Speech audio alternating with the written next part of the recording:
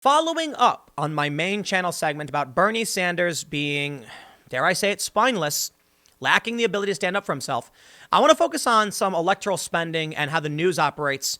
I think James O'Keefe, I don't want to say accidentally, I mean, this is what he does, but he seriously exposed the bias and fracture in the media. One of the tweets I highlighted at the end of my main segment over at youtube.com/Timcast, James O'Keefe tweeted in response to Axios.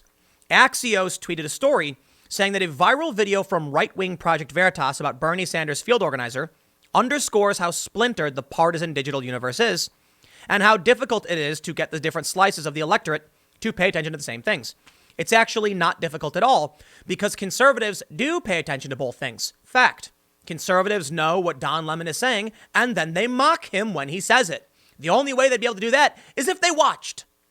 So conservatives are watching news from both sources. They're mocking CNN. But the left, they're not. They're getting their news from CNN and they're ignoring right-wing sources. Don't ask me why, but that's a fact. So Axios does this story, and James O'Keefe says it actually underscores the partisan nature of legacy media and its refusal to report news. If a paid Republican Iowa State organizer was talking about killing people or putting those who disagree with a candidate in re-education camps, the below would not be your narrative. And the journalist who exposed it would not be right-wing. It's exactly right. Somebody responded to Veritas's first release on Bernie Sanders saying that Veritas only targets the left. If that were true, I thought this was funny. I'm like, so you're basically saying CNN and Washington Post and Facebook and Pinterest are all left-wing? They're all liberal? Yes, recognize it. They view themselves as the default. I think it was Andrew Breitbart who said that, default liberals. But here's what I want to point out. Project Veritas had the biggest story last week. They set the news cycle. Where was CNN, Fox? Well, actually, no, I'm sorry. Fox News was on top of it. Fox News actually reported this on multiple segments. Where was CNN? Where was MSNBC? Where was ABC? Where was CBS? Nowhere to be seen. Check this out. Axios reports. A viral video from right-wing Veritas underscores a partisan yada yada. They say it's a vivid lesson in what happens when a thriving conservative media ecosystem competes with the mainstream media. By the numbers, of the 30 biggest stories about Sanders between Monday and Wednesday, 7 were related to tensions between Sanders and Warren, resulting in 390,000 interactions on social media, according to Newswhip. They say, those were the days when the alleged comments were first reported. Yeah, we get it. Plus the audio.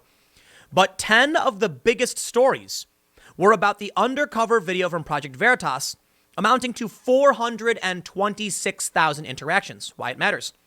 The numbers highlight the divide between how much a story is covered in the media and how much of a groundswell is generated by readers online on stories that may not be visible to most of the country. Why aren't they visible? Well, it's because big media companies did not report it. They say on Tuesday, Veritas released video of an Iowa field organizer for Sanders making threatening comments. Conservative media picked up the video, and it became the most engaged story about Sanders during this period.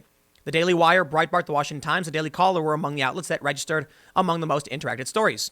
Now, I also covered the story. And that's probably why they say, I thought about this for a long time. Clearly my opinions are not pro-Trump. I obviously am not psychotic like many of the Trump derangement syndrome people. He's not my choice for president. It's that simple. I've lived through Republican presidents before, and I shrug saying, well, we gotta vote. We've got to bring in, better people. We've got to change the system over time. We got to figure things out so that we can, I say change the system as in like Supreme Court precedent and legislation, not to rig anything. That's not, in case anyone's thinking that. What I literally mean is, if we want to implement changes, we have to vote for people, bring them in, reform the things we don't like, pass laws to fix things, not screech, throw bricks, and scream about the orange man. So I see Trump and I'm like, been there, done that, dude. I'm going to be 34 in like a month and a half. I'm not going to scream that I lost an election one time. But what we see here is, if you are in the digital space, covering news like the digital space tends to prefer, focusing on stories that are important to most people, you must be right-wing. Put it this way. Yes, I covered the Veritas release. I said it was bad news for Bernie Sanders. That's not a political opinion. Yet, it's the subject matter they deem to be conservative or liberal. But here's what I want to do. I want to talk about this, something really, really fascinating. In line with this idea that Republicans dominate digital spaces. Take a look at this story. New figures show billionaire candidates spending big with little return. It's really fascinating how much money Bloomberg is spending. We'll come back to this, but here's what's really important. Trump's numbers. Check this out. How much Trump spent on ads. They say as of January 13th, Trump campaign and affiliated groups have spent more than $40 million on ads, much, much less than like Steyer and Bloomberg and all Democrats combined, with most of the money allocated to digital ads. See this big red, for those that are listening, basically, broadcast is very small, followed by cable. Digital dominates the overwhelming majority of Donald Trump's spend. I wonder why that is. Well, Facebook recently said Trump didn't cheat to win. Said Trump ran a good campaign. He knew how to use Facebook. On Bill Maher, just the other day, he was talking with Andrew Yang, and they talked about how the left is failing when it comes to social media. I now bring you back to the original numbers. First of all, check this out. How much candidates spend on ads in New Hampshire?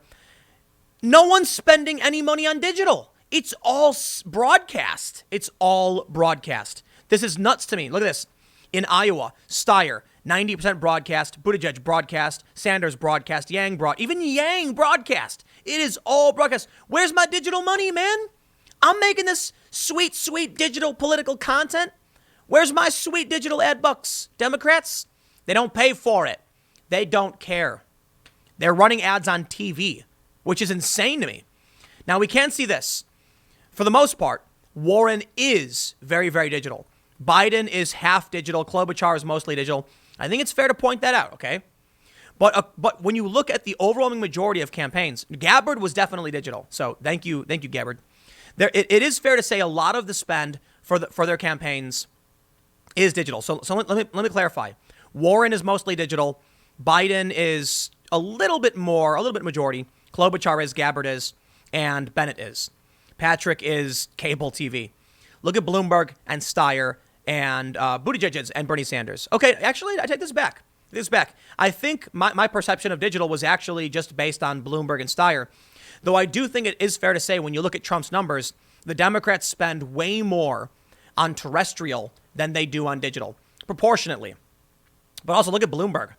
This is an insane amount of money going towards broadcast TV, and so is Tom Steyer. Buttigieg, Bernie Sanders, they all seem to be about 50-50, but still spending way more relative to their fundraising on TV than on digital. So while I don't think, I think everyone does have a certain focus on digital, I'm actually glad that, these Democrats are spending on digital, because that's my industry, right? I'm not saying that I'm like, give me that sweet Warren money. But no, I run a business. The amount of money I make based on the content I produce is dependent upon the auctions and the demand. So right now you've got limited supply. I mean, you have a ridiculously large supply of content. But the Democrats want to be on big shows and big channels. And so the more they spend on digital, the better it is for my business. Bloomberg, what are you doing? Broadcast? Well, I actually think it's probably smart. Bloomberg is targeting older people. Trump is targeting younger people and conservatives who use the internet. It's really, really interesting. So here's the point I want to get to. I saw this story and I thought it was fascinating. First of all, Bloomberg it is working for him. It certainly is, because he's rising in the polls. He's jumping up, and it's going to help him out. We'll see what happens. But it is fair to say that Trump spends way more in digital relatively than the other candidates do, save I think Tulsi Gabbard. Actually, no, I think he really does. I don't think anyone else comes close. Gabbard comes close. But Trump barely spends anything on broadcast TV or cable TV. It's mostly digital, a little bit of radio. Nobody does satellite. Here's what I think. I think the conservatives control the internet. I really do. What I mean by that is not the institutions. I think the left is panicking and censoring conservatives the way they do because they know conservatives have a dominating message on their platforms, and it's causing them to freak out. They then panic. The activist journalists try and find cause to get people banned and suspended, and it works. It works. What's truly crazy to me is that it appears, according to recent data published, there is a whitelist YouTube has made punishing channels like mine, like David Pakman, like Steven Crowder. Yes, believe it or not, progressives too, because they don't want to deal with independent creators. So they push our viewers to cable TV. David Pakman is several orders of magnitude better than MSNBC. You don't got to like the guy, and you don't got to agree with him, but I think it's fair to say David's way better than MSNBC. Steven Crowder, way better than Fox News. Now, for me and Jimmy Dore is where it gets weird. Jimmy Dore is a lefty. I mean, I think he's a socialist. He's a big Bernie supporter. Why are they sending his viewers to Fox News? They are. Then you have my channel. I'm certainly to the left of Fox News to actually a decent degree. Why are they sending my viewers to Fox News? It's the weirdest thing. So if the question was about extremism or rabbit holes, sending Jimmy Dore's viewers to Fox News is making it worse. You see? So YouTube does these changes, I think, because the media panicked, pushed a fake narrative because they know they're losing. Check it out. Bloomberg and Steyer, the left, for the most part, targets television more so than the Republicans do. I think that says something to me. The Democrats don't know how to do digital. And when you look at James O'Keefe's story with more interactions on the Bernie staffer story than the Warren story, yeah, conservatives dominate the conversation online in a certain respect. And the left is desperately trying to shut that down because they can't compete. So anyway, I'll leave it there. Stick around. Next segment's coming up at tomorrow at 10 a.m. Podcast every day at 6:30. Thanks for hanging out. I will see you all next time.